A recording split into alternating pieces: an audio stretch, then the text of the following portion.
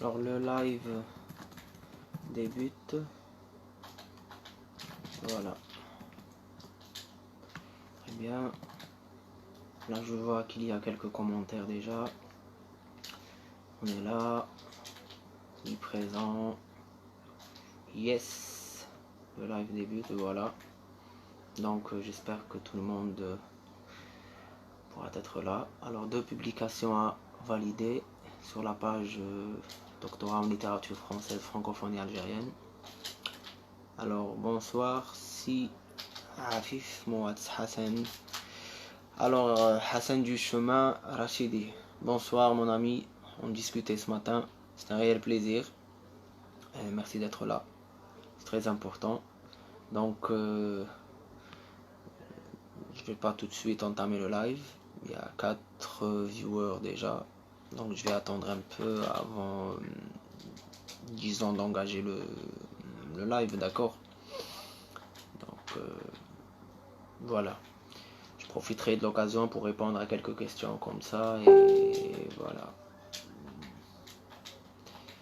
Alors, oui, la construction logique et la narration. Donc ça, c'est après, on verra. Alors voilà, le petit monde est là. Merci. Coucou tout le monde. Coucou. Je vous attends.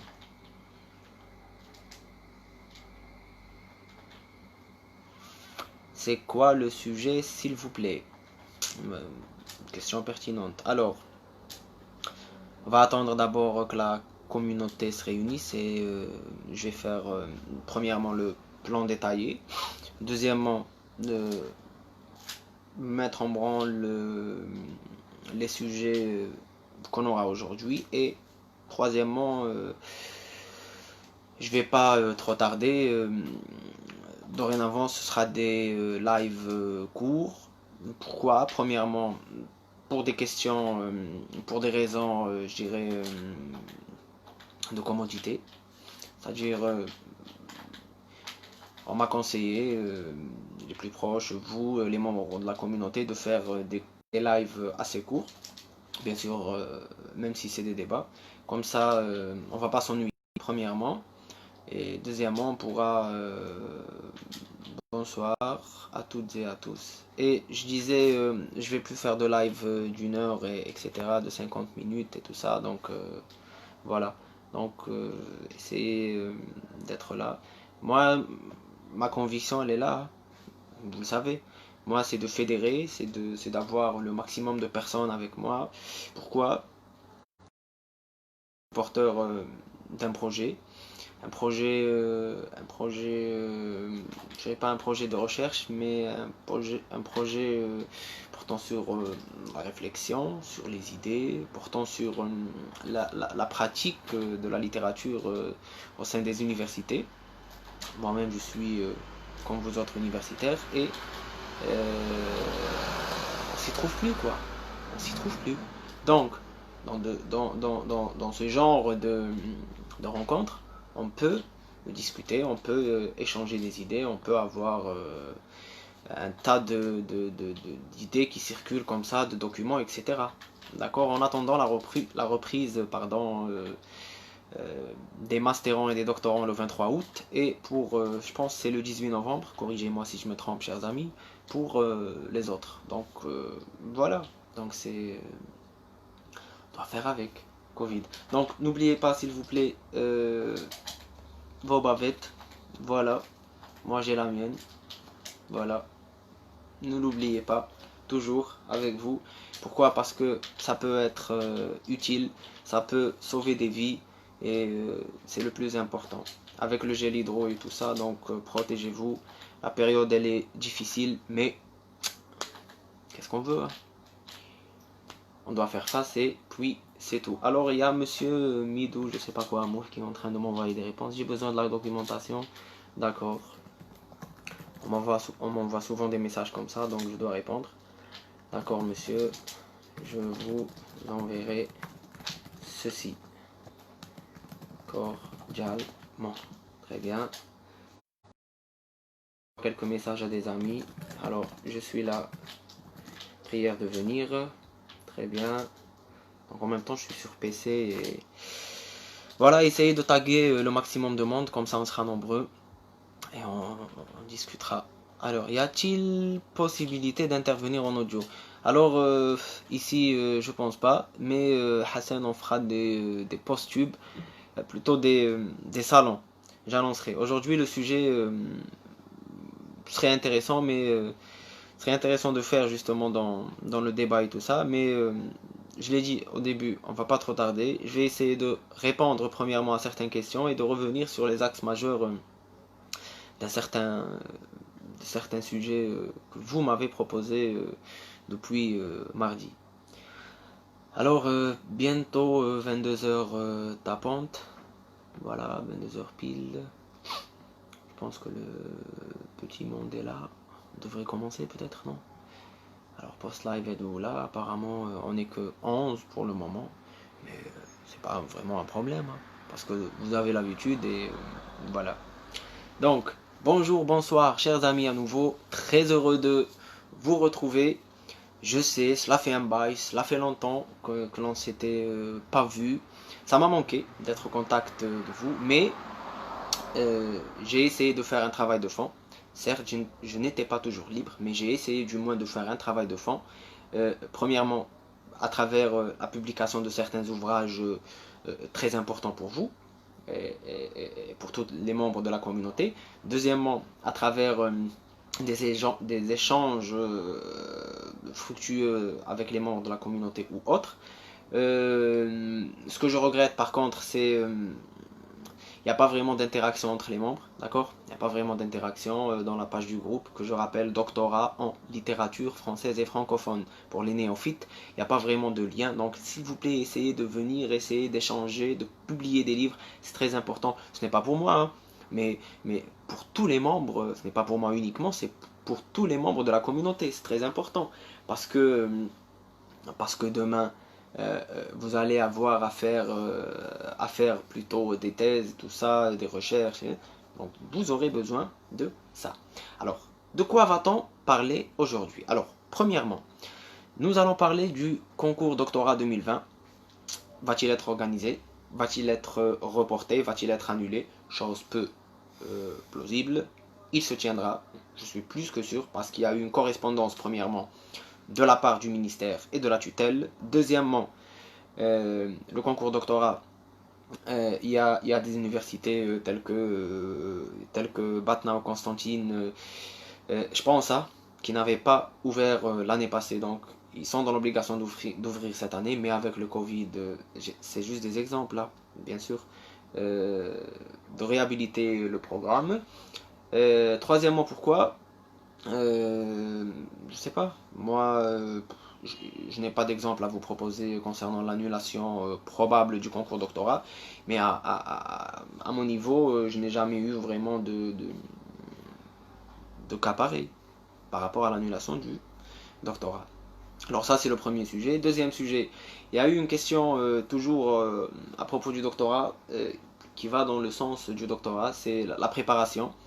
La lecture, comment faire une lecture, etc. etc. Donc c'est, bon, quand je parle de lecture, c'est la lecture d'ouvrages théoriques et tout ça. Donc ça c'est deuxièmement. Et troisièmement, il y a eu deux questions très pertinentes. La première sur le nouveau roman. Le nouveau roman reviendra largement sur la question. Et la deuxième... je dirais le deuxième thème introduit ici, c'était, attendez voir si je me souviens bien, la littérature africaine, grosso modo. Il y a eu aussi d'autres sujets annexes tels que la poésie. Quand je dis sujet, ça veut dire c'est vous qui avez exigé que je fasse des post-tubes sur ces sujets, la poésie. Alors je reviendrai sur l'histoire rapidement, sur l'histoire de la littérature, plutôt sur l'histoire de la poésie française, mais aussi sur Céline, sur le symbolisme, le roman, si je puis dire symboliste, mais assez rapidement. Mais les trois axes principaux, alors il il y a lettre philosophie, bonsoir. Alors, c'est confirmé.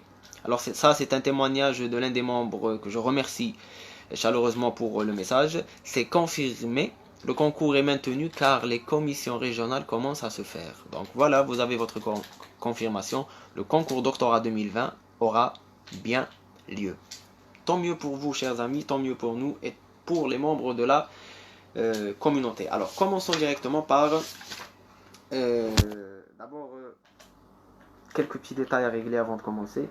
Vous pouvez intervenir comme vient de le faire Lettre Philosophie via message, d'accord? Donc, tapoter des mains, vous pouvez intervenir, c'est très important. Et je répondrai, je dirais pas en fraction de seconde, mais j'essaierai d'apporter des réponses. Voilà. Moi, je suis très curieux, vous me connaissez, et c'est parti. Pour moi, un truc devrait s'afficher ici ou ici, je sais pas. Bon, on n'est pas sur YouTube, hein. Après je vais faire le montage et tout ça. Bon, alors, post-tube, question des internautes. Thème d'ensemble du 24 juillet 2020. Alors, le nouveau roman, la littérature négro-africaine et le doctorat 2020. Nous venons d'avoir la confirmation concernant le doctorat. Passons maintenant au premier thème majeur de la soirée, le nouveau roman. Alors, pour en revenir à cette nouvelle manière d'écrire ou de conceptualiser le roman, il faudrait passer par l'une des sommités du nouveau roman et de la littérature du XXe siècle, en l'occurrence Alain Robbe-Grillet. Alors, petite présentation d'Alain Robbe-Grillet. Je ne vais pas trop faire de digression, mais cela s'impose. Alors, Alain Robbe-Grillet, né le 18 août 1922 à Brest, est mort le 18 février 2008 à Caen, est un romancier et cinéaste français considéré, avec l'autre figure de proue du nouveau roman, Nathalie Sarraute, comme le chef de file du nouveau roman. Alors, il sera élu à l'Académie française le 25 mars 2000 y être reçu. Son épouse est la romancière Catherine Robbe-Grillet, dont le nom de plume est Jeanne de Berg. D'accord? Donc,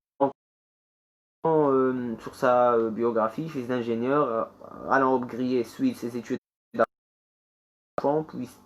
puis au lycée Saint-Louis.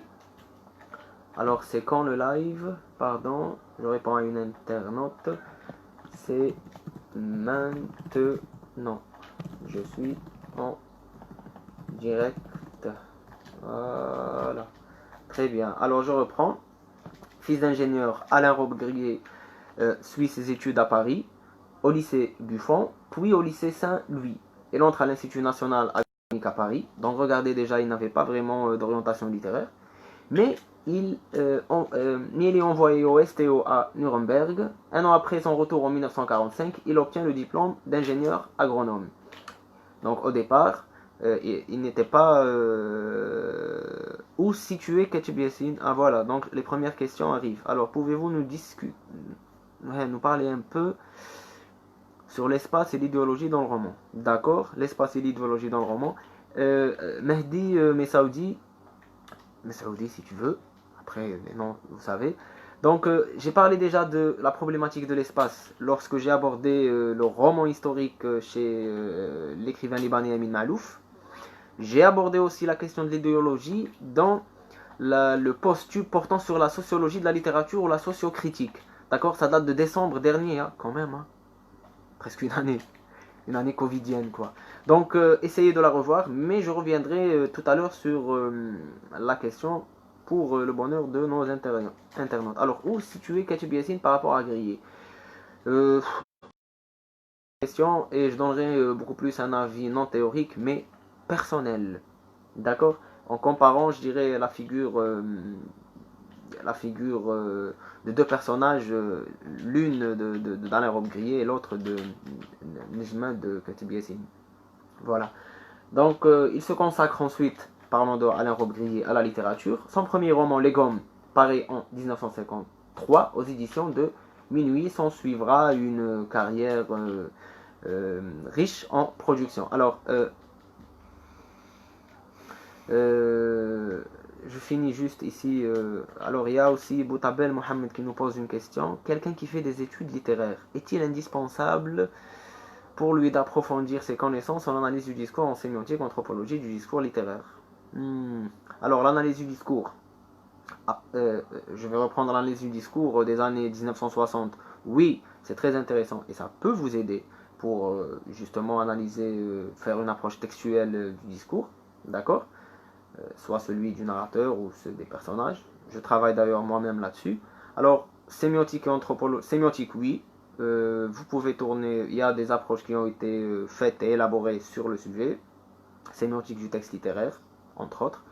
Alors, pour ce qui est de l'anthropologie, oui, j'ai eu à m'intéresser assez récemment sur la psychologie sociale et elle est très imprégnée par, je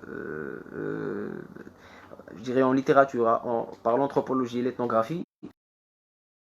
Donc, vous répondez vous-même quelque part à votre question. Il est important d'avoir l'analyse du discours, la sémiotique, l'anthropologie du discours littéraire pour pouvoir justement avoir une certaine matérialité. Moi, je l'ai toujours dit. Deuxième digression. Moi, je l'ai toujours dit. En littérature, on ne peut être uniquement lecteur. Il faut que nous soyons aussi critiques. Et pour être critique, il faut se doter des matériaux qu'il faut. Alors, les matériaux qu'il faut, moi, je dirais théorique, oui, mais il faudrait aussi avoir une vue d'ensemble sur un ensemble d'approches tirées de la sociologie, tirées de la psychanalyse, psychologie sociale, la psychologie tout court, l'anthropologie, l'histoire des hommes et des nations. C'est très important. Pourquoi? Parce que le texte littéraire aujourd'hui, c'est un boom, d'accord? C'est une ouverture vers le tout. Le texte n'est plus, voilà, on te met un texte, tu vas le lire, c'est le sens final global. Merci Umberto Eco, quelque part. Alors, autre fait marquant, pardon, marquant, pas Macron, marquant, oui. Autre fait marquant sur Hanan Shelby, définition de la poétique dans le roman. Alors j'y reviendrai. Alors, autre fait marquant, il est Rob Grillet, l'un des signataires du manifeste des 121, titré Déclaration sur le droit à l'insoumission dans la guerre d'Algérie. Donc il était engagé dans le sujet. Alors si on voit le manifeste des 121, il est signé par des intellectuels, entre autres Alain Robbe-Grillet. Alors sur quoi porte trois points principaux sur lesquels porte le manifeste des 121? Nous respectons et jugeons justifier le refus de prendre les armes contre le peuple algérien. Nous respectons et jugeons justifier la conduite des Français qui estiment de leur devoir d'apporter aide et protection aux Algériens opprimés au nom du peuple français. Et de deux. Et de trois, la cause du peuple algérien qui contribue de façon décisive à ruiner le système colonial et la cause de tous les hommes libres. Donc, clairement, Alain Robbe-Grillet, il était pour stopper cette guerre d'Algérie et pour, jusqu'à un certain degré, l'autodétermination du peuple algérien. Fermons la parenthèse, revenons vers le nouveau roman. Alors, Alain Robbe-Grillet, je rappelle, il n'a pas inventé le nouveau roman. Alors, Alain Robbe-Grillet était le chef de file du mouvement. Par contre, Nathalie Sarraute, l'autre grande écrivaine qui avait grandement participé au renouveau du roman, et on va voir pourquoi c'est dit au renouveau. Nathalie Sarraute, à travers déjà la signature de Tropisme, son œuvre rédigée, éditée en 1939 une première fois, qui, dois-je rappeler, n'avait pas reçu, au début, Tropisme n'avait pas reçu une critique tout court. Il n'y avait pas eu, c'était un non-événement. Il n'y avait pas eu vraiment, en 1939, de grand écho. C'était un roman parmi, pas un roman de nouvelles, une suite de récits parmi d'autres. Par contre, sa réédition, là je parle de Tropisme, l'œuvre de Nathalie Sarraute, en 1957, chez les éditions 2008, ça va lui valoir, voilà. Donc, un roman considéré comme l'ouvrage fondateur du nouveau roman. Une œuvre considérée comme l'ouvrage fondateur comme roman. Alors, c'est un ensemble de récits. On peut plonger là-dessus en faisant une petite recherche sur Internet. Alors, l'ouvrage en février 1939, réédité en 1957, je vous le disais à l'instant. Alors, à travers les récits de cette œuvre, Sarraute analyse les réactions spontanées imperceptibles, très ténues, à une simulation, mouvement indéfinissable qui glisse très rapidement aux limites de la conscience. Donc on va explorer la limite de la conscience et de l'écriture. Et Abdelraouf Draoui, salut. Peace and love, man. Bienvenue à toi, mon frère. L'assemblage de la langue et d'écriture, les composantes narratives du texte de lettres philosophie. Merci de m'aider. Merci de m'aider. Parce que là, je fais trop de digressions. Donc, quand vous m'aidez comme ça, moi, je suis ravi. Alors, on reprend. Alors, un ensemble de récits. Alors, premier récit, une foule se trouve devant les vitrines. Deuxième récit de tropisme, un homme souffre de la médiocrité. D'accord? La foule, l'homme. Dans le quartier du Panthéon, des personnages solitaires, sans souvenir, sans avenir, sans heureux. Donc, voyez, pris en considération un étrange ballet verbal, cruel et ludique, une femme est figée dans l'attente. Donc, le sujet, l'homme et la femme sont privilégiés dans le récit. Une femme parle et souffre de se sentir jugée par un homme qui ne parle pas. Donc vous voyez, c'est des situations de la vie quotidienne, à cette ambivalence-là. On est à la fois à la recherche de... on est à la fois à la recherche, je dirais, de l'aspect psychologique du personnage. On est en train de le chercher, d'accord? C'est l'étude des rapports humains complexes. Là, quand on vous dit un homme souffre, c'est la relation entre l'homme et sa souffrance, la description de la souffrance, etc. Donc je vous conseille d'essayer de télécharger Tropisme. C'est pas évident à trouver sur PDF, mais si, chers amis, vous l'avez en PDF, veuillez le nous mettre comme ça. Alors, sur Nathalie Sarraute, hop, alors, il y a notre ami Wissiam qui nous dit: alors, l'ère du soupçon de Nathalie Sarraute, nous pouvons également le considérer comme un des ouvrages fondateurs du nouveau roman, car elle y reflète 3 des caractéristiques principales de ce courant littéraire. Oui, on pourrait aussi engager un débat là-dessus. Très bien, donc votre ami vous dit qu'il y a une deuxième œuvre qui portait justement en elle, qui incarnait le nouveau roman. Cette œuvre, c'est l'ère du soupçon de Nathalie Sarraute. Deuxième grande œuvre ou production de la romancière. Alors, les titres nous renvoient donc à la pratique du nouveau roman. Donc, Alain Robbe-Grillet comme chef de file, l'assise ou le bastion à travers Nathalie Sarraute. Et j'aimerais revenir sur l'un des ouvrages aussi majeurs d'Alain Robbe-Grillet, c'est La jalousie. La jalousie, qui est un roman qui m'a été conseillé par M. Riyad Boutabek, qui était mon enseignant. C'était un enseignant, c'est toujours un enseignant à l'université de Skida, qui est un ami que je salue au passage. Je ne sais pas s'il est au niveau de la page et tout ça. Bonsoir Suleiman. Alors, M. Riyad Boutabba m'avait conseillé ce livre que j'avais pu lire.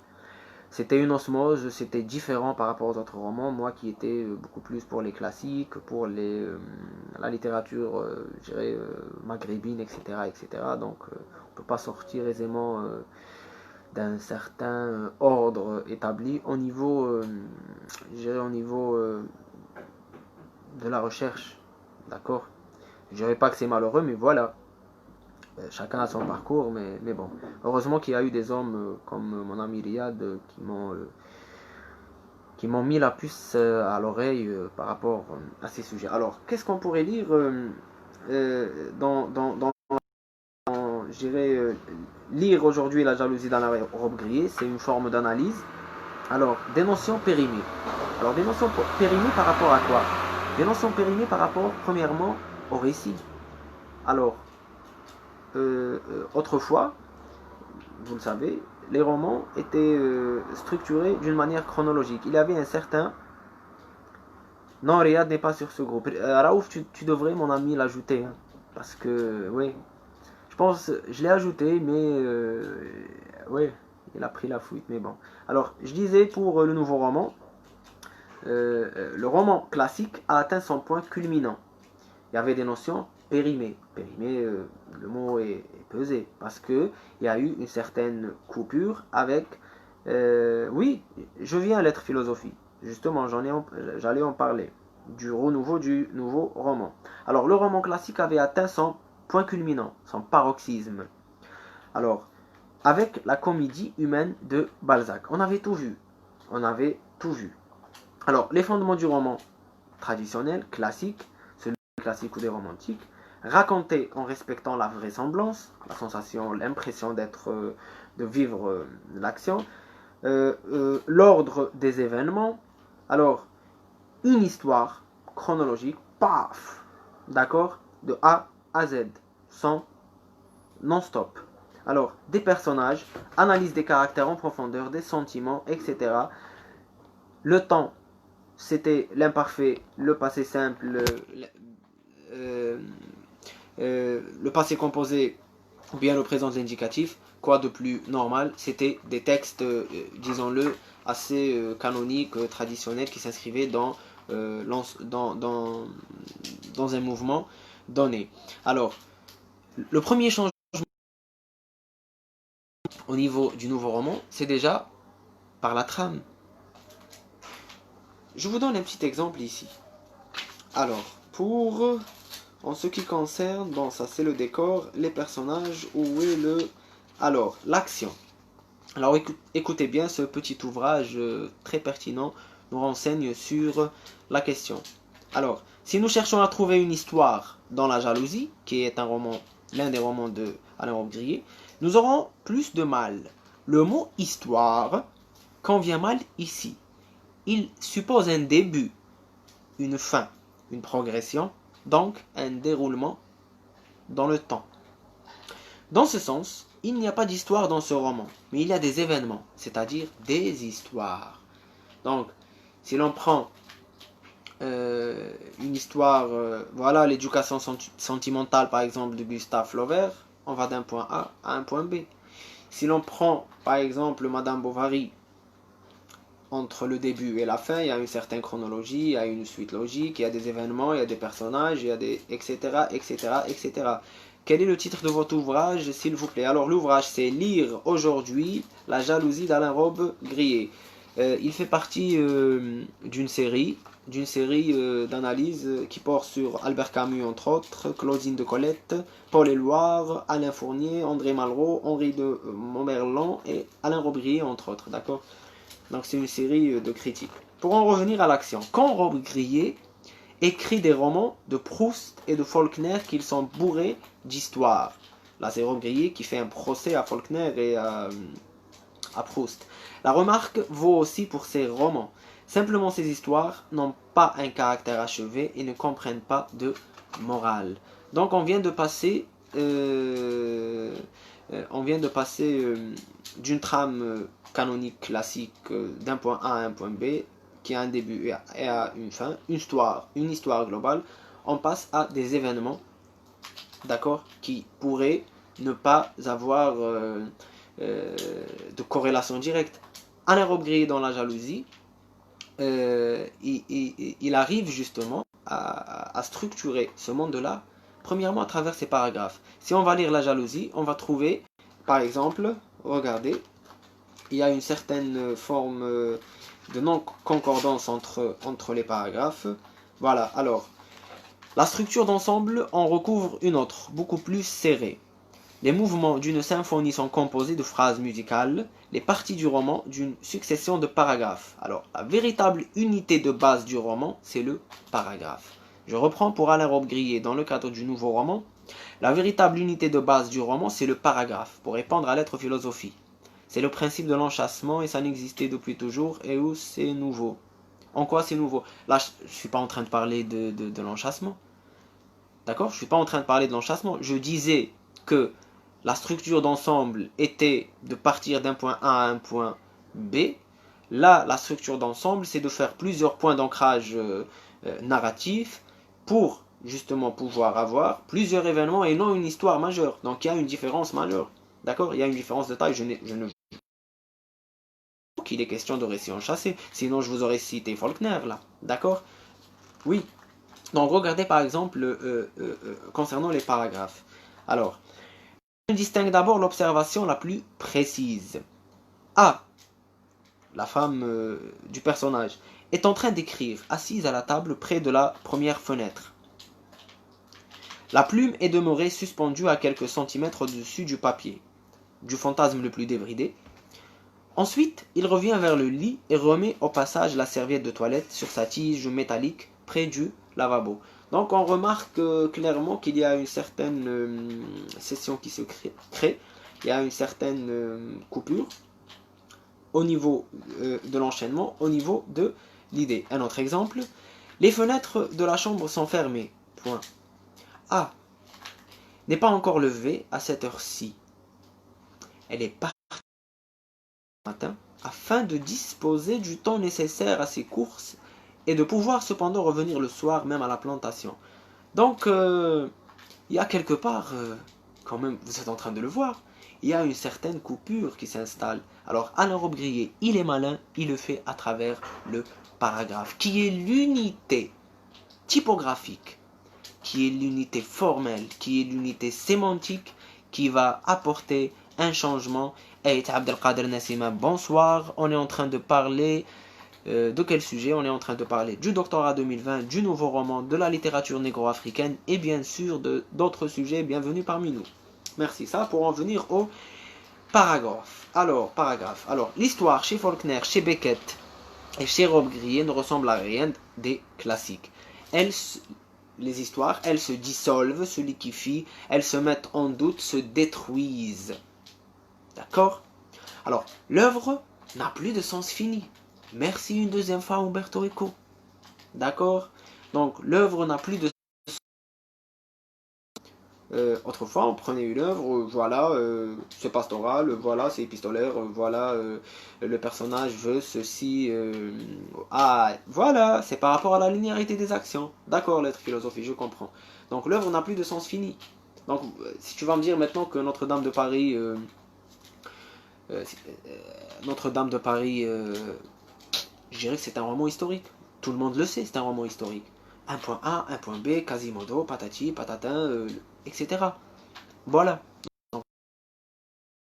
D'un régime narratif à un deuxième régime narratif, et la forme va changer quelque peu. On parle de nouvelles trames qui se basent sur des paragraphes. Est-ce que j'avais compris jusqu'à présent? Très bien. Alors voilà, mademoiselle Anouf, vous avez cerné grosso modo la chose. Alors revenons. Alors la réalité de l'œuvre réside dans sa forme, elle est à l'image du monde, d'accord? Le monde il était comment durant les années 50? Il était décomposé, non? C'était les deux guerres. Donc c'était après les deux guerres. Le monde il était décomposé. Alain Robbe-Grillet le dit. Lui qui était au front, non comme un soldat mais comme un soignant. Il avait participé justement à à l'entre-deux-guerres, puis justement à ça. En attendant Godot, merci Rachdi, est un parfait exemple.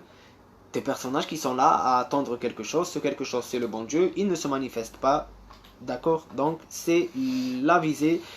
Si tu veux, c'est l'absurde théâtral. Voilà. Alors, le chamboulement des repères classiques du repomboir, l'espace, les personnages et le temps, oui. Alors, Abdraouf Draoui pour Claude Simon.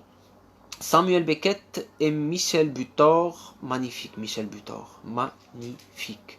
Pense et refuse les structures traditionnelles du roman, héros, romanesque, temps, histoire, etc. et l'engagement. C'est un engagement esthétique. J'y reviendrai. Merci l'ami. Alors, la description prend le pas sur l'histoire et la narration. Robbe-Grillet veut se débarrasser de l'idéologie. Une révolution au niveau de la forme et du fond. D'accord? C'est ce que Ketchup fait à travers le concept de flashback. Mais là, oui, si vous voulez, mais ce n'est pas vraiment... c'est-à-dire... oui. J'aimerais revenir avant de finir sur le nouveau roman pour passer au deuxième sujet, sur... Afif, tu enregistres le live après? Bien sûr, j'enregistre le live et il y a une page YouTube pour ça. Sinon, ça n'aurait servi à rien. C'est pour le grand bonheur de vous, de vous autres, les membres du groupe. Alors il y a certaines, excusez-moi, il y a certaines personnes qui se sont pas manifestées, je sais pas pourquoi, mais j'espère que tout le monde pourra être là pour nous suivre, pas me suivre, nous suivre en tant que communauté. Ils font partie du théâtre de l'absurde, oui, très bien. Est-ce que Nejma de Kateb fait partie du nouveau roman? Alors, est-ce que Nejma de Kateb fait partie du nouveau roman? Alors, si tu veux, je dirais pas que Nejma de Kateb fait partie du nouveau roman. Pourquoi? Premièrement parce que on travaille les personnages en profondeur, d'accord. Deuxièmement parce que la trame elle est aussi, assez cohérente, même si il y a bienvenue à toi, hein, oui. Bienvenue à toi, Fali Alanouf. Tu es nouvelle, comme tant d'autres membres, et ravi d'accueillir le grand monde ici. Donc, je dirais pas que c'est un nouveau roman. Par contre, ce qui innove, Kateb le dit, étant inspiré de Faulkner, s'inscrit dans une certaine dynamique, dans une certaine dynamique, nouvelle. C'est vrai, comme vient de le signaler aussi Lettre Philosophie, que je remercie pour ses interventions, la cassure avec le héros classique, le héros sentimental, le héros de Stendhal, il n'existe plus. Le héros dans le nouveau roman, il n'a plus de nom. Le héros dans le nouveau roman, il n'a plus... parfois, il n'a pas de physique. D'accord? Il devient un objet. Ce qui nous renvoie à la phénoménologie. J'avais prévu justement de revenir vers ça, vers la conceptualisation de la phénoménologie en littérature, le rapport de l'objet à l'objet, de l'être, etc. J'avais prévu de revenir à ça, mais c'est toujours pas tranché. Abdaraouf Draoui, oui, je ne peux trancher. Je dirais 50-50 à la limite, allez. Voilà. Alors, j'aimerais revenir, avant de finir sur le nouveau roman. Pour moi, si j'étais écrivain, si j'étais auteur, j'écrirais que dans la perspective d'Alain Robbe-Grillet. Pourquoi? Ça n'engage que moi. Premièrement, parce qu'on a cette distance qui s'instaure, d'où d'ailleurs dans la critique que j'ai entre mes mains, c'est assez froid. Ces pages présentent un récit continu à fin de matinée sur la terrasse, une fin de matinée pardon sur la terrasse, réunissant pour l'apéritif A, Franck et le narrateur. Écoutez bien pourquoi c'est froid. Le narrateur est d'abord seul avec Franck sur la terrasse. A, la femme, qui n'a pas de nom, qui a l'initiale A, vient avec des boissons et sert le cognac. Alors il y a mon père qui est là, bienvenue à toi, mon fils, fier de lui. Oui, moi je suis la fierté de tout le monde, de toi, de maman, etc. Oui, et j'ai pas de gêne par rapport à ça. Tu pourras peut-être aussi animer un de ces jours un débat sur la musique, papa. Oui. Alors le narrateur est d'abord seul avec Franck sur la terrasse. Ah, la femme vient avec les boissons et sert le cognac. Franck, qui la regarde à ce moment, ne s'aperçoit pas qu'elle lui verse trop d'alcool. A sert ensuite l'eau minérale et demande si c'est assez froid. Elle appelle le boy qui ne se montre pas, puis invite l'un de l'autre et des hommes à aller chercher la glace. Le narrateur se lève, pénètre dans le couloir, puis dans le bureau d'où il observe. A sort du bureau, passe par la salle à manger et entre dans l'office. Il n'y a pas vraiment d'histoire qui puisse tenir la route, mais il y a une suite d'événements que l'on devrait segmenter, fragmenter, recouper pour avoir un tout, pour avoir finalement une histoire. Donc, mon ami Abdaraouf Draoui qui est parmi nous aujourd'hui avait vraiment raison. Alors juste un truc comme ça pour que je me rappelle après le titre. Voilà. Mon ami Abdaraouf Draoui avait complètement raison. Il y a une innovation au niveau de l'histoire, une innovation au niveau du personnage, une innovation aussi au niveau de la création, de l'esthétique, des temps verbaux, du discours en question. Et pourquoi? Je vous le dis, le monde était en crise. On venait de sortir des deux guerres, la première et la deuxième guerre mondiale. C'était un peu délicat. L'Occident en a souffert, bien sûr, le monde entier. Voilà. Mais c'est froid, je ne comprends pas. Là, il faudrait revenir en arrière, d'accord? Il faudrait revenir en arrière pour pouvoir comprendre. Froid, c'est par rapport à la relation établie entre lecteurs lors de l'acte de réception, dans le récit, au cœur du récit, etc. D'accord? Il faudrait revenir pour pouvoir comprendre, je dirais, le tout. Alors, passons au deuxième pour mon examen demain. Bon courage, bonne chance pour votre examen. On aura à se revoir si Dieu le veut. Alors, littérature africaine littérature africaine, deuxième sujet de la soirée. Alors, il faudrait d'abord, préliminairement, s'entendre sur le sujet.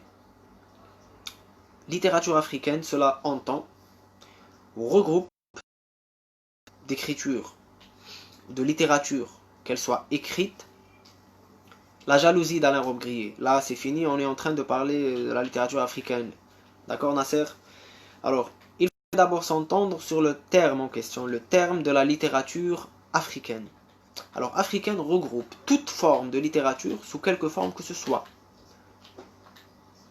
écrite ou orale. Elle est comme toute littérature. D'accord? Alors, mais l'intérêt, dans le cadre du poste de ce soir, c'est la littérature africaine d'expression française. Lector in Fabula, oui, je l'ai lu, c'est Umberto Eco. D'accord? La coopération textuelle. Un récapitulatif, c'est Afif, bien sûr. Je te l'avais promis ce matin, là je dis, et on va le faire pour la littérature africaine. Alors, l'intérêt dans le cadre de ce soir, c'est la littérature française, la littérature africaine d'expression française. Déjà, le premier couac qui se pose, c'est la dénomination. Si on dit littérature africaine, cela sous-entend toutes les langues, tous les codes, tous les jargons africains.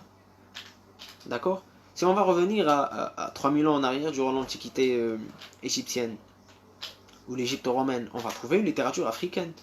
Qu'est-ce qui est considéré littérature du terroir? Ça veut dire les thèmes, les rites, l'écriture, elle est du terroir. D'accord? Donc littérature africaine, c'est littérature africaine en langue arabe, littérature africaine de langue française, moi pour préciser, ou autre bien sûr, les langues subsahariennes. Donc, parlons aujourd'hui de littérature française d'expression, littérature africaine, pardon, d'expression française. Alors, c'est une littérature découpée entre une période coloniale et la période de post-indépendance. Donc, pour comprendre le contexte général de l'émergence de cette littérature française d'expression, de littérature, c'est relou, littérature africaine.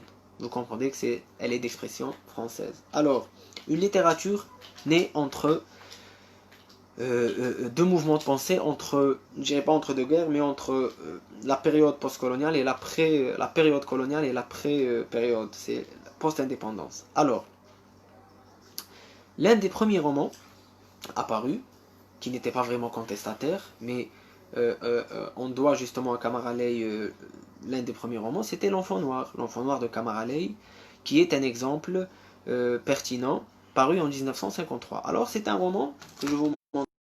Voilà, L'Enfant Noir, Kamar Ley.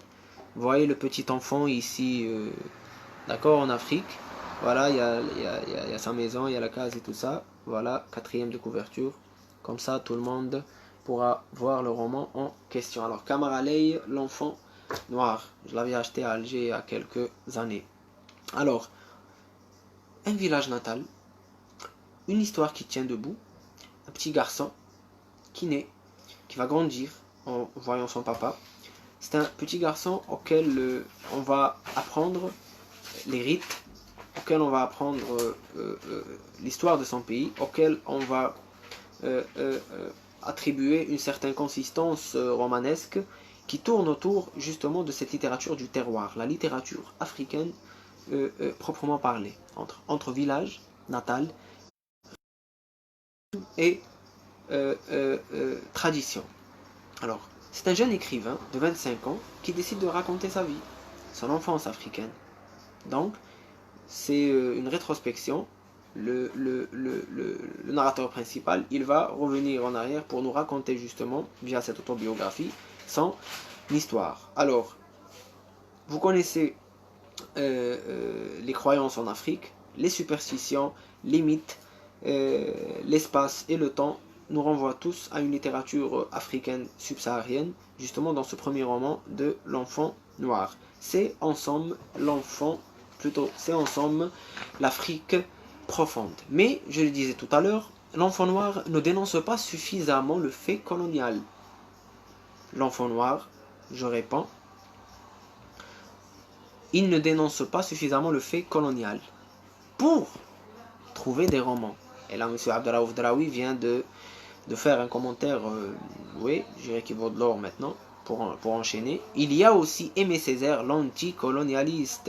En ce qui concerne alors l'engagement des fondateurs du mouvement littéraire de la négritude, il faudrait tenir compte de la pensée anticolonialiste. Et là, on est directement, j'ai pas dit le premier roman, hein, Ben Brika, j'ai pas dit le premier roman, j'ai dit l'un des tout premiers romans, d'accord. Moi je dirais que le premier roman africain est Bateau Allah, oui, d'accord.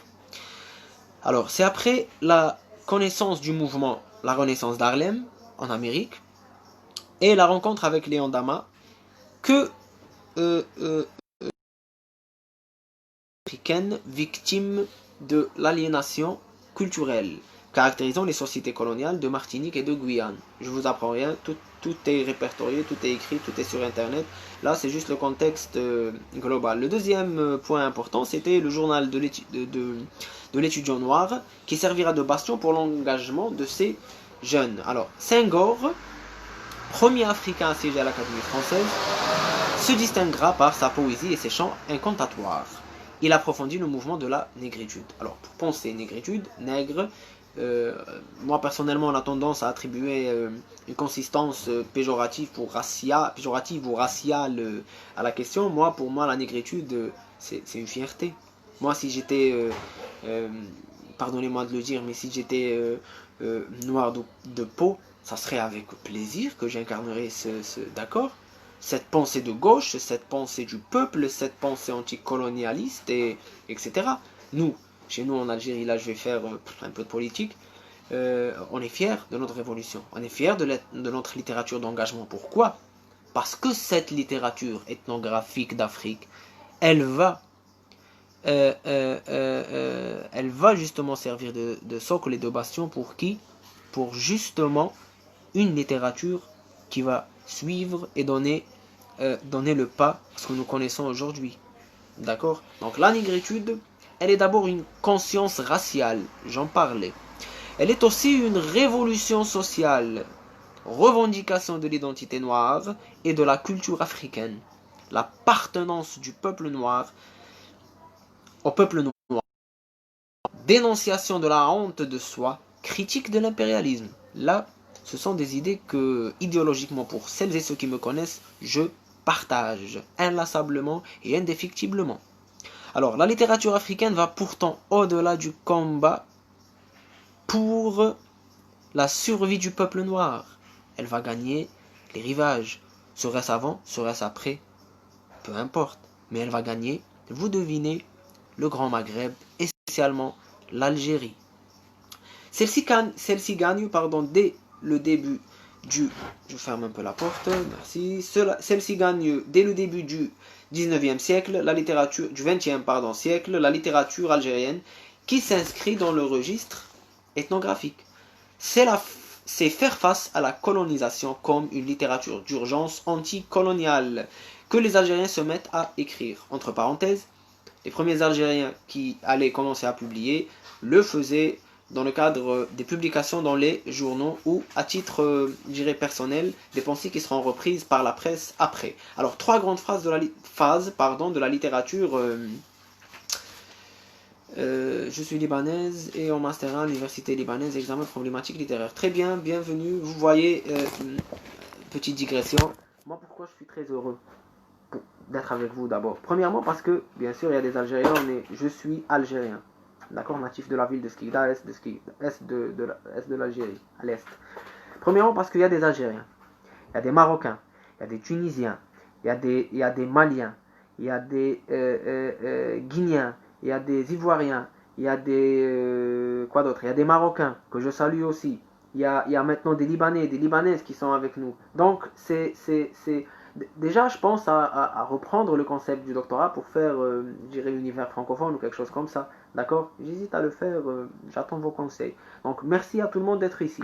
Alors, je reprends trois grandes phases pour la littérature algérienne. Premièrement, la littérature des Français d'Algérie. Même le mot arabe kahlouche, c'est raciste. bon, ça c'est la littérature noire, je ne vais pas rentrer dans le sujet, j'ai déjà donné mon avis. Alors, la littérature des Français d'Algérie, première phase. Deuxième phase, c'était les orientalistes, Guy de Maupassant et j'en passe. La littérature algérienne avant l'indépendance. D'accord, donc ça c'est la littérature algérienne pendant le colonialisme. Mohamed Dib, Katib Yassine, Assia Djabbar, etc. Alors la littérature algérienne d'après l'indépendance, c'est la troisième phase. Donc, les Français d'Algérie avant l'indépendance, période coloniale, et après l'indépendance. Quelques exemples, quelques auteurs pour nos amis. Pour nos amis qui sont là, Mohamed Dib, Katib Yassine, Mouloud Ma'amari, Malik Haddad, Assia Jabbar, après, ça c'est avant, après Rachid Boujadram, Nabil Fares, Rachid Mimouni, Tahar Jaout, Feu Tahar Jaout, Selim Bachi, voilà. Donc l'algérianisme si tu veux. Alors, mademoiselle Eit Abdelkader, j'aimerais bien revenir sur l'algérianisme en question. J'ai des documents pour, mais ce n'est pas vraiment le sujet d'aujourd'hui. Lydia, c'est... Vous n'avez pas répondu à mon commentaire. Alors il est où? Il est où votre commentaire? Et pourtant on continue à envoyer à ce qui m'étonne en fait. Alors où est votre commentaire là? Je ne suis pas en train de le voir. Le commentaire.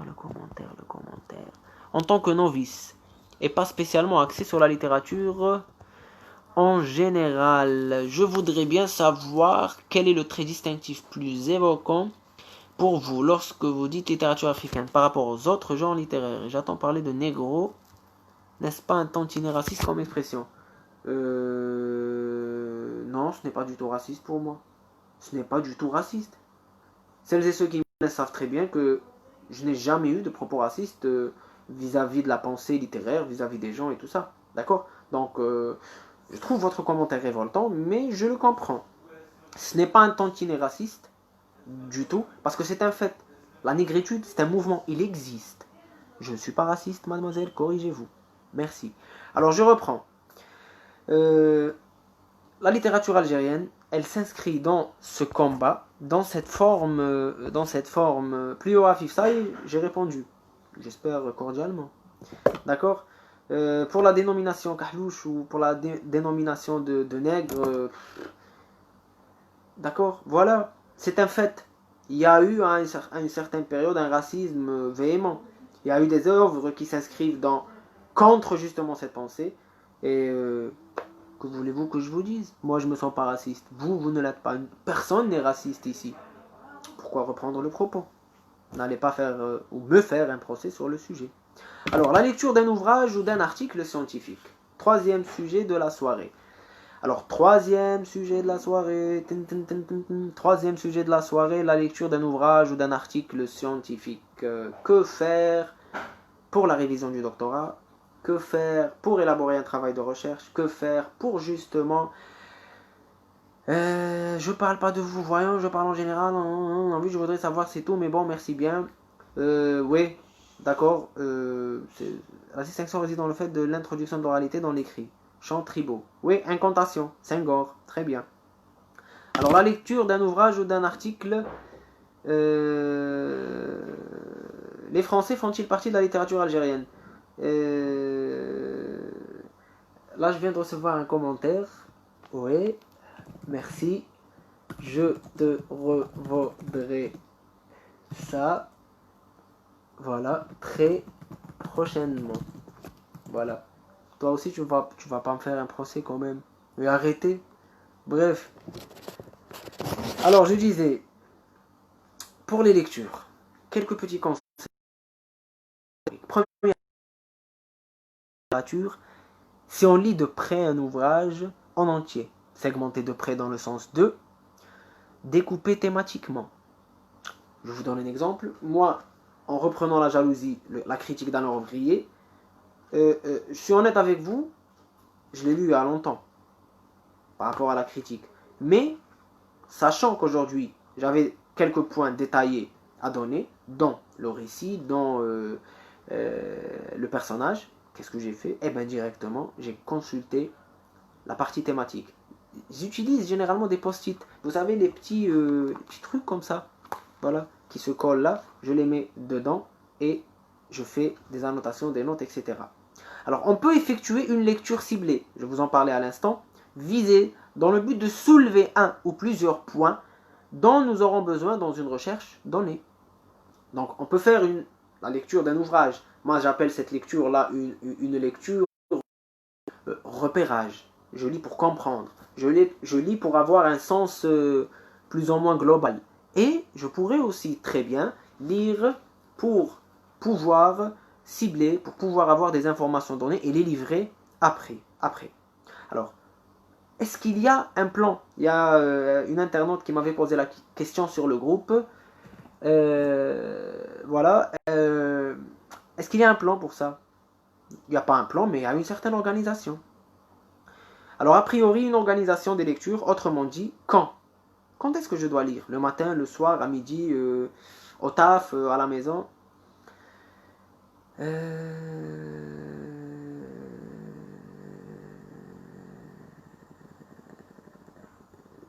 Oui. Bon, là, apparemment, pardonnez ma énième digression. Il y a Abdallah Draoui qui répond à Lydia qui lui dit Afif parle entre autres du négro l'africain, question logique. Pourquoi pas littérature maghrébine comme africaine? Écoutez, il y a un non-sens quelque part, pour revenir à la littérature et au mouvement de la négritude. Pourquoi ne pas répertorier les auteurs algériens dans la littérature française? Posez la question à n'importe quel auteur, il vous répondra. Notre littérature, elle est algérienne. Notre littérature, elle est ivoirienne. Notre littérature, elle est marocaine. Elle est certes d'expression française, mais elle n'est pas française. Pourquoi? D'un point de vue psychologique, il y a ce refus de la colonisation et ce refus de domination culturelle quelque part. Certes, on aime le Paris de Zola, certes, on aime la campagne je dirais, que l'on retrouve dans pistolaires aux pastoraux, etc. On aime Lumière, mais il est question de la littérature du terroir. Les Français ne peuvent faire partie de la littérature algérienne et les Algériens ne peuvent faire partie de la littérature française, comme tous les peuples d'Afrique. C'est un combat. D'accord? On nous disait à la fac que la littérature maghrébine, la littérature africaine, la littérature française, et il y avait cet entre-là des relations. C'est simple. Chacun a sa littérature avec la langue qu'il désire. On pourrait avoir une littérature algérienne d'expression espagnole. Elle ne serait pas espagnole. La littérature algérienne, merci Faisal Biout, que je salue. La littérature algérienne est la littérature écrite par des Algériens en Algérie ou ailleurs. Bien évidemment, il y a des écrivains qui font quoi? Des écrivains qui font partie des deux cultures et on a mal à les catégoriser. Cependant, la littérature algérienne reste dans sa large définition rattachée aux auteurs algériens traitant de l'Algérie. Clair, net, précis. Concernant ce qui concerne les lectures et l'organisation des lectures, il n'y a pas de plan, il y a une organisation. Quand? Quand est-ce que je dois lire? Le moment. Deuxièmement, quoi? Que dois-je lire ou chercher? Travail qui porte sur l'autobiographie. Je dois télécharger des livres ou lire des livres sur l'autobiographie. J'ai un travail sur la culture, je dois lire Édouard Saïd. J'ai un travail sur la narration, Gérard Genette, etc. Ça, c'est des exemples qui me viennent en tête comme ça. Mais, le plus important, comment? Moi, j'ai une méthode simple. Prise de notes ou exploration. Je lis pour comprendre ou je lis pour prendre des notes. Et notamment faire dans la référence. Donc ça c'est pour répondre à la deuxième question. Prière de fermer la porte s'il vous plaît. Merci. Pour répondre à la question sur le plan de lecture. Passons maintenant au quatrième thème de la soirée. Avant de passer au dernier. Alors je n'arrive pas à suivre avec ma connexion malheureusement. Oui, je comprends.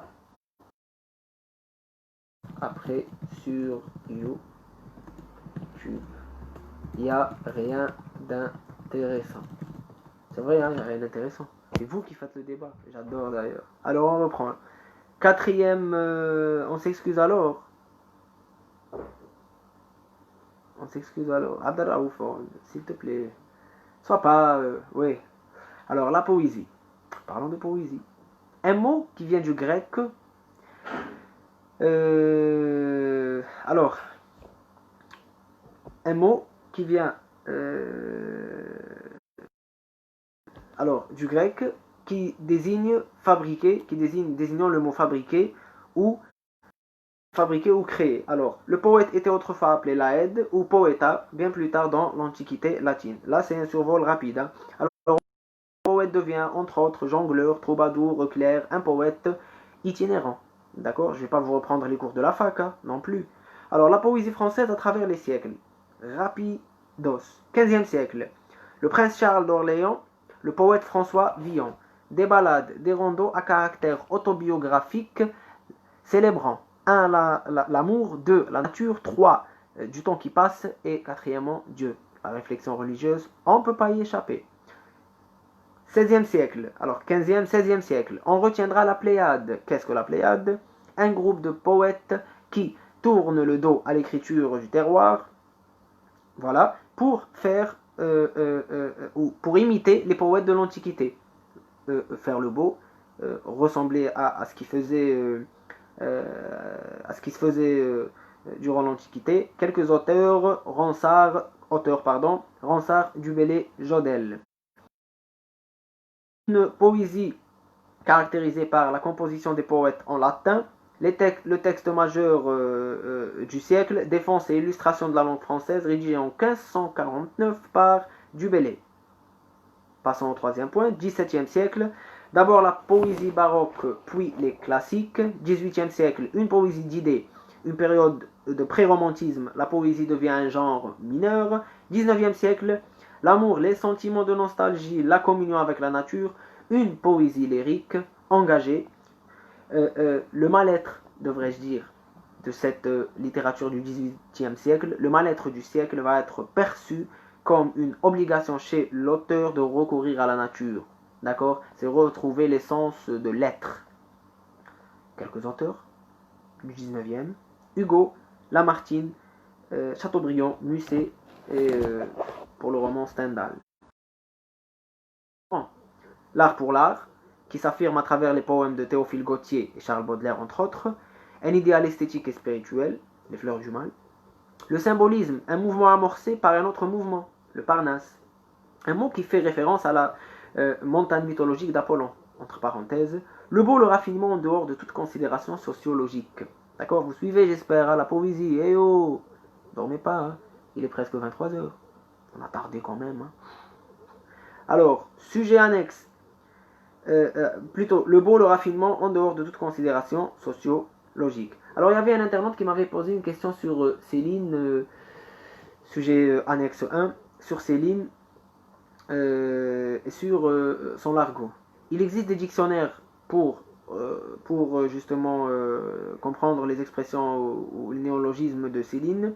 Je vous le mettrai en commentaire. Passons. Le doctorat, c'est fait. La quête névrotique à la psychanalyse. Donc, oui, merci. À la psychanalyse, donc, je ne vais pas pouvoir répondre à cette question, honnêtement. D'accord? Je ne vais pas vous donner un baratin. Voilà, on est super concentré. Amel Saad, merci. Parlons maintenant du symbolisme. Et il y avait un internaute qui m'avait posé, c'est d'ailleurs la toute dernière question, qui m'avait posé une question sur l'espace et le temps chez les symbolistes. Les symbolistes, le mouvement en question, je vais vous reprendre le cours de Madame Laïdi, qui était mon enseignante à l'université, que je salue. Elle fait partie du groupe. Essayez de la taguer. D'accord? C'est Madame Laïdi. C'était mon enseignante. Cours résumé très pertinent. Je vais lire doucement. Tout le monde est là, tout le monde est concentré. Voilà. Alors, numéro 10, le 10e point, qui occure juste après le naturalisme et qui précède le surréalisme. Alors, le symbolisme. L'écrivain symboliste se donne pour mission de suggérer l'existence intérieure et invisible dont le monde réel n'est que le reflet. De 1869 à 1896 environ, 30 ans, une génération. Il s'oppose aussi au réalisme et à l'idéologie de la science et du progrès. Le symboliste veut recréer les correspondances entre le langage, le monde de l'art et le monde naturel. Il cherche à exercer un pouvoir évocateur et suggestif sur l'imaginaire du lecteur. L'autre objectif du mouvement symboliste est de reproduire et de recréer dans le texte littéraire l'harmonie propre à la musique. Le seul genre littéraire qui remet au symboliste de réaliser, qui permet au symboliste de réaliser ses objectifs et visées esthétiques est le genre lyrique. Donc, pour parler du symbolisme dans le roman, cela ne sied guère à une approche du symbolique. Il faudrait s'intéresser à la poésie. Alors, le seul genre littéraire qui permet justement de réaliser ses objectifs et les visées poétiques et esthétiques, c'est qui, par sa puissance évocatrice, fait accéder le poète symboliste au monde des symboles. Ce courant a su présenter une poésie qui crée un paysage fluide et mystérieux qui incarne un état d'âme. Celui du poète et peut-être celui du lecteur également. Les poèmes symbolistes exprimaient surtout la solitude et le silence du poète qui rendait le blanc très présent dans ses textes. Neige, page, brouillard, etc. Merci Abdelraouf. Madame Laïdi, que je salue. Adorable, magnifique. On avait eu de tout. Les romans classiques, les romans... tout ça. Il n'y a pas qu'elle, hein, mais vu que je suis en train de donner son cours ici, donc voilà. Alors la poésie symbolique crée une grande harmonie dans les sonorités utilisées des vers classiques, vers blanc et vers libre. Elle faisait beaucoup appel aux symboles dans la création des images, etc. etc. Donc ce qui est intéressant, moi je ne parle jamais comme ça. Quand je parle, j'agis. Et voici un poème. Un poème symboliste. Très intéressant aussi à voir. Alors, voilà. Alors, en 1886, le poète Jean Moréa théorise ensuite le symbolisme, s'inspirant des forêts de symboles évoquées par Baudelaire dans son poème Correspondance paru dans les Fleurs du Mal. Alors, la nature est un temple où de vivants piliers laissent parfois sortir de confuses paroles. L'homme y passe à travers des forêts de symboles qu'il observe avec des regards familiers, comme de longs échos qui de loin se confondent dans une ténébreuse et profonde unité, vaste comme la nuit et comme la clarté. Les parfums, les couleurs et les sons se répandent. Il est des parfums frais comme des chairs d'enfants, doux comme les hautbois, verts comme les prairies, et d'autres corrompus, riches et triomphants. Ayant l'expression des choses infinies, comme l'ombre, le muscle, le benjoin et l'encens, qui chantent les transports de l'esprit et des sens. Alors selon Moria, la poésie symbolique revêtir l'idée d'une forme sensible, elle fait ainsi une fusion entre l'aspect ésotérique, sens caché, du romantisme et l'approche esthétique de l'art pour l'art. Si vous voulez, c'est un syncrétisme. Alors pour revenir brièvement sur le symbolisme, pour en revenir maintenant dans l'espace et le temps chez les symbolistes. Alors une petite recherche vous permettra de remarquer justement la rareté des recherches portant sur la symbolique du roman. Le roman symbolique ou le roman des symbolistes, d'accord? Alors qu'en poésie, il y a plusieurs... oui, j'aime bien ranger les choses, hein. Il y a plusieurs poésies qui ont été traitées et qui ont été... comment faire différence entre le symbolisme et le romantisme? Oui. Donc, je dirais que les deux se rejoignent, parlons du symbolisme et du romantisme, lettres et philosophie, les deux se rejoignent pour ce qui est de la nature, de l'évocation de la nature, l'évocation de l'être.